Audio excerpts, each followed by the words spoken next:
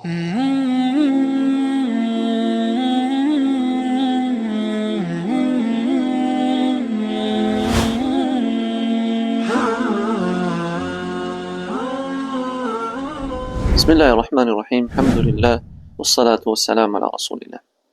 Vazhdojmë me temën tonë të ecësh në ngjyrbet profetike, në temën e 21, ku pejgamberi sallallahu alaihi wasallam është pyetur nga shokët e tij se a i pranohen veprat e mira që ka qenë para islamit. Pra, a i pranon Zoti subhanahu wa taala veprat e një njeriu i cili ka qenë para islamit dhe kur është bërë musliman, njerëzit shqetësoheshin dhe pyesnin pejgamberin alayhi salatu wasallam. Allahu thot në Kur'anin Kerim: Inna Allaha la yadhlimu mithqala dharratin wa in taku hasanatun yudha'ifha.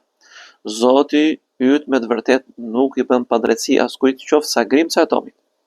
Wa in takun hasanatan yudha'ifha, dhe nëse ajo vepër e mirë veprohet, Zoti e shton atë apo e shumëfishon atë.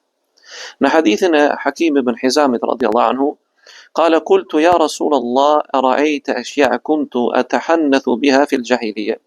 O i dërguari i Zotit, a i ke parasysh gjërat që ne i bënim gjahilijet?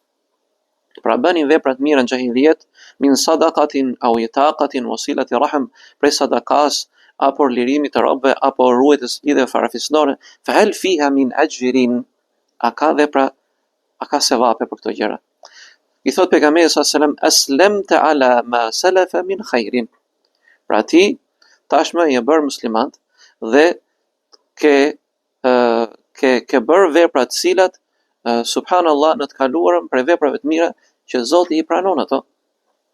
Pra, të ka ruajtur Allahu subhanahu wa taala nga gjërat e këqija në xahilijet, duke vepruar vepra të mira, dhe Zoti subhanahu wa taala çfarë ti pranon ato që ti i ka bërë në të kaluar. Në transmetimin tjetër të Hakimi ibn Hizamit, qala a'taqa fil jahiliya 100 raqaba, tregon se ai ka liruar 100 robër. Pra 100 robër dhe sklever. U hamala 100 ba'irin, dhe ka ngarkuar rreth 1000 deve. Thumma a'taqa fil islam 100 raqaba, dhe ka liruar 100 robër dhe sklever. Pra, dhe ka shkuar tek pejgamberi sallallahu alajhi wasallam për të treguar këto veprat e mira. Dhe pejgamberi alayhi salatu wasallam i dha këtë përgjigje që Zoti subhanahu wa taala ato vepra të mira që i ka bërë në kohën e ignorancës dhe paditurisë, i ka pranuar inshallah taala, dhe në islam ato e kanë shpërblimin dyfish, sepse besimtari në këtë rast shpërblet edhe për niyetin e tij dhe qëllimin e mirë që ka ndaj Zotit subhanahu wa taala.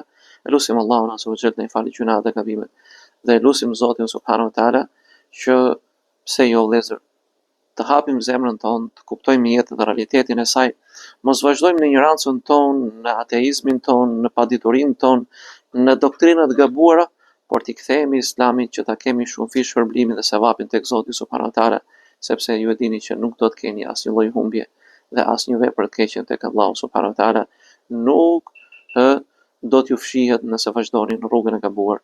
Assalamu alaikum wa rahmatullahi wa barakatuh.